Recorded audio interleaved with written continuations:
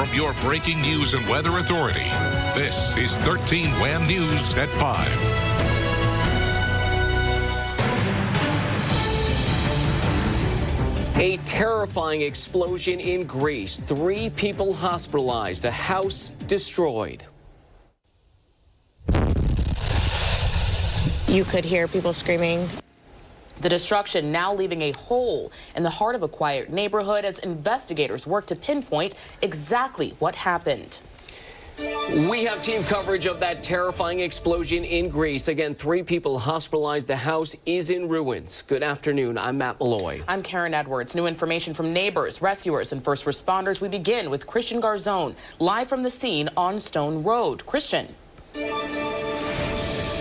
Yeah, Matt, Karen, still very much an active scene here. All that remains is a pile of rubble here behind me. RG&E is on site conducting tests right now. I was told by a fire captain they are digging deep to find the cause of this explosion. In the early morning hours, this explosion rocking a section of Stone Road. Many still in bed, not sure exactly what this boom was.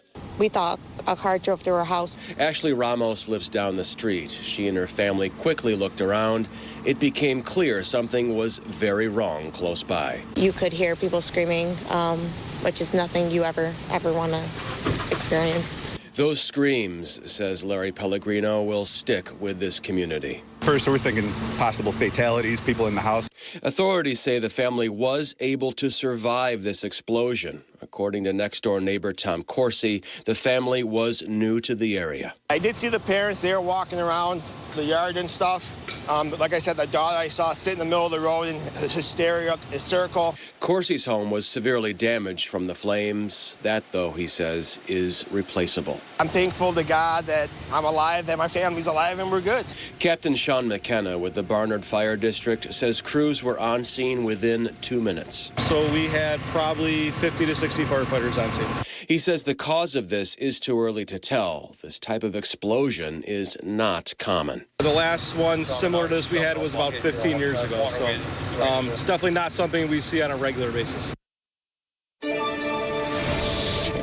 And the Monroe County Fire Bureau is leading the investigation. Live in Greece, Christian Garzone, 13 WHAM.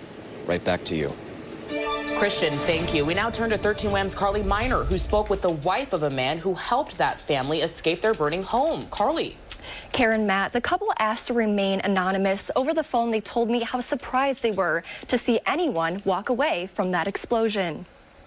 As her husband wrapped up his night shift at work and made his way home, she says he called her, which was unusual. This is surveillance footage from a nearby home showing what he saw. I said, "What's going on?" And he said, the house blew up on Stone Road right in front of me. Her husband was just feet away from the scene. 225, be advised we have backup calls indicating possible house explosion. 225 is on location of the house, fully involved. We do have water.